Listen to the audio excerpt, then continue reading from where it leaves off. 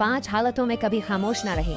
Number 1, जब दो लोग आपस में लड़ रहे हों तो साथ खड़े तमाशा ना देखें, बल्कि रोकने की कोशिश करें, वरना इस वक्त आपकी खामोशी को आपकी बेवकूफ़ी समझा जाएगा।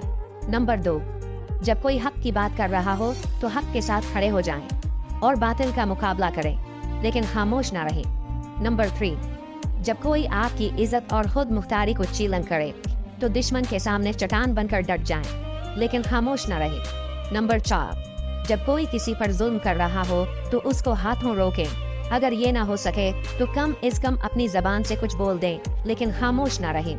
नंबर 5, जब कोई आपके दीन और आपके नबी की तौहीन कर रहा हो तो इस वक्त भी खामोश ना रहें, बल्कि नबी की नामूस की खातर निकलें।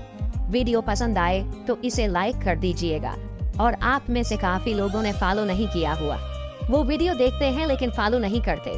आपसे गुजारिश है कि फॉलो ज़रूर कर लें।